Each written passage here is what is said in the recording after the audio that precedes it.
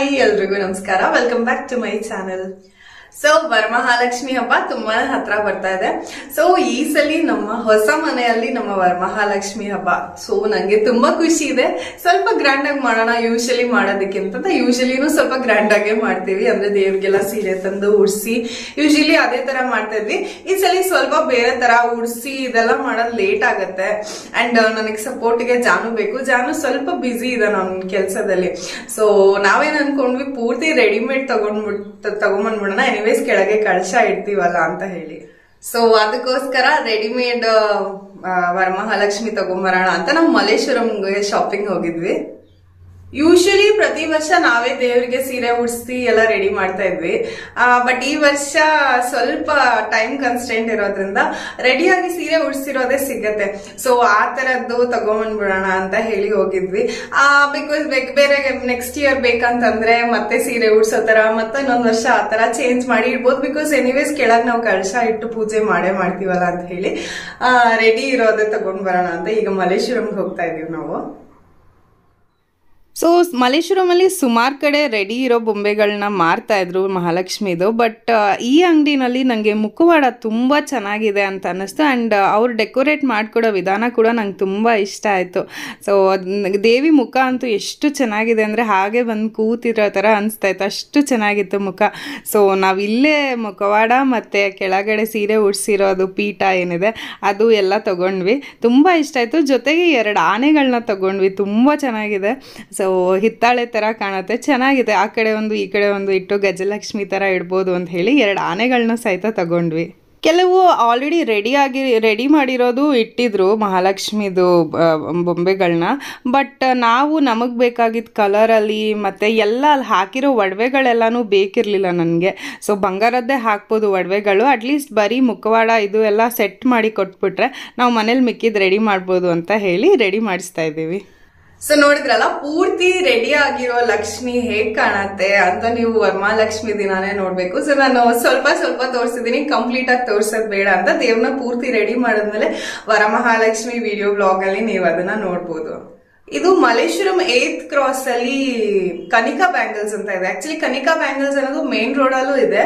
But inside 8th cross ಅಲ್ಲಿ ಒಳಗಡೆ tiny hugs ಅಂತ ಒಂದು ಮಕ್ಳು ಅಂಗಡಿ ಇದೆ. ಅದಕ್ಕೆ ಆಪೋಸಿಟ್ ಅಲ್ಲಿ ಕನಿಕಾ ಬ್ಯಾಂಗಲ್ಸ್ ಬರುತ್ತೆ.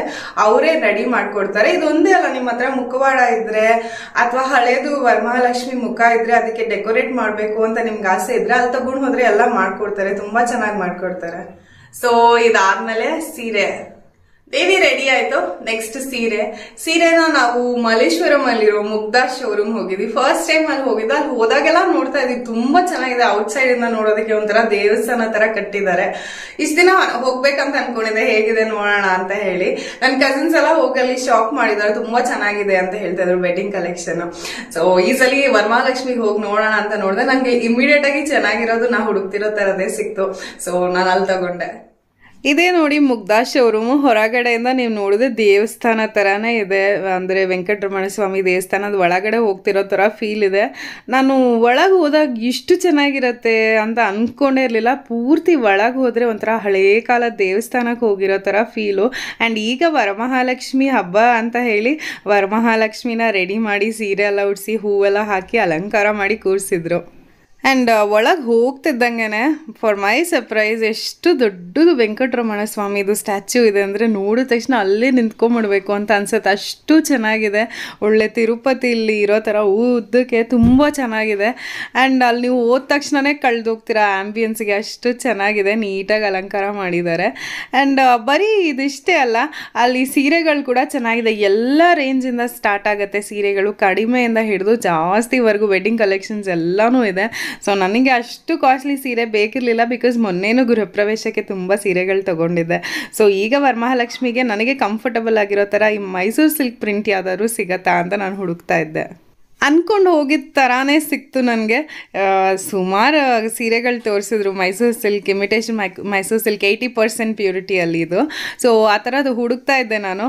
ಸೊ ಅದೇ ಥರನೇ ಸಿಕ್ತು ನನಗೆ.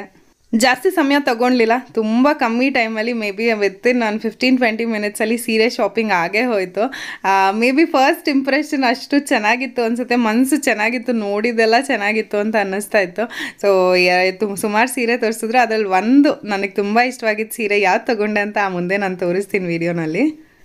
ಸೊ ಅಂಗಡಿಯಲ್ಲಿ ಬಿಲ್ಲಿಂಗ್ ಮಾಡ್ಬೇಕಾದ್ರೆ ವೆಯ್ಟಿಂಗ್ ಇರುತ್ತೆ, ಬಂದಿರೋರೆಲ್ಲ ತುಂಬ ಹೊತ್ತು ನಿಂತ್ಕೊಂಡು ವೆಯ್ಟ್ ಮಾಡೋದು ಬೇಡ ಅಂತ ಹೇಳಿ ತುಂಬ ಸೋಫಾಸ್ ಎಲ್ಲ ಹಾಕಿದ್ದಾರೆ, ಕುತ್ಕೊಂಡು ಆರಾಮಾಗಿ ವೆಯ್ಟ್ ಮಾಡ್ಬೋದು. ಆ್ಯಂಡ್ ಸುಮಾರು ಸೀರೆಗಳಿದೆ. ನಾನು ಸಮನ್ವಿ ಆ್ಯಕ್ಚುಲಿ ಹೋದಾಗ ಮಲ್ಕೊಂಡಿದ್ಲು, ಆಗಷ್ಟೇ ಎದ್ದಿದ್ದಾಳೆ.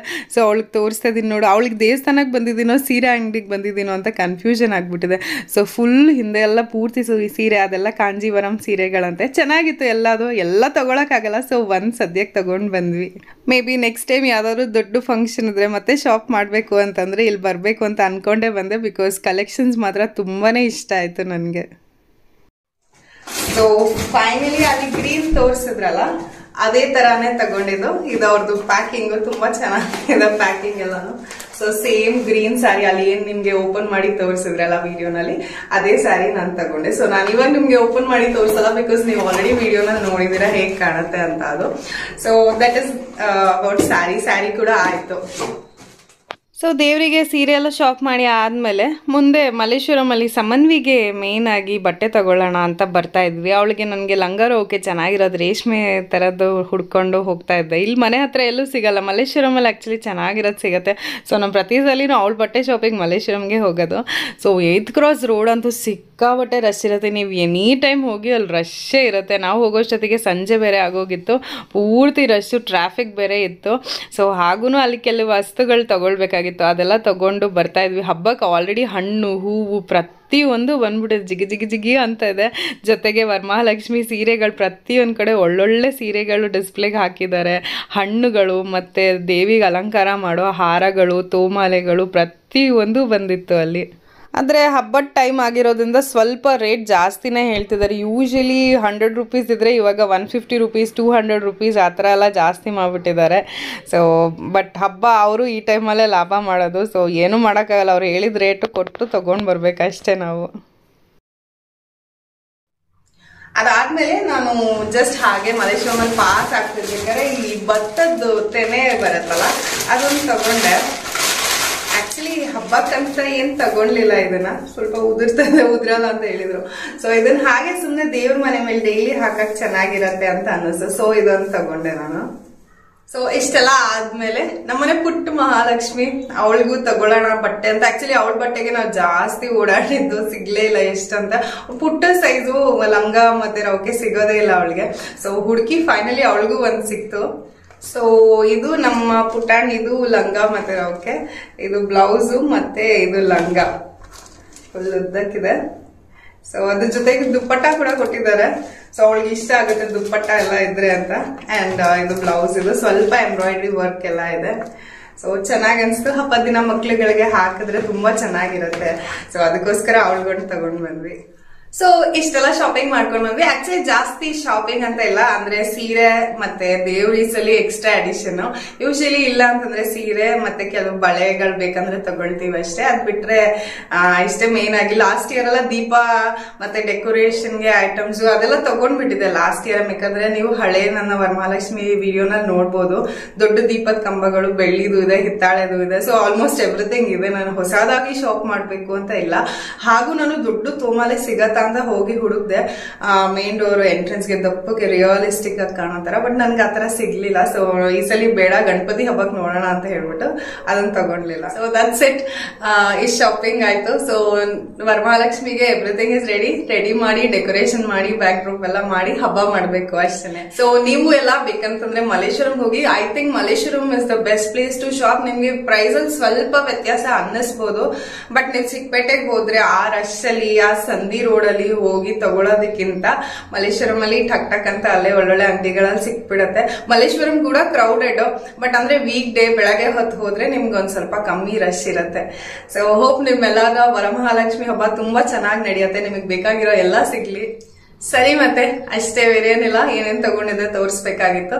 ಸೊ ವಿಡಿಯೋ ಇಲ್ಲೇ ಎಂಡ್ ಮಾಡ್ತಾ ಇದ್ದೀನಿ. ಸಿಗೋಣ ನನ್ನ ನೆಕ್ಸ್ಟ್ ಬ್ಲಾಗ್ ನಲ್ಲಿ, ಮೇ ಬಿ ವರಮಹಾಲಕ್ಷ್ಮಿ ಹಬ್ಬದ ದಿನ. Okay, until then take care, ಬಾಯ್.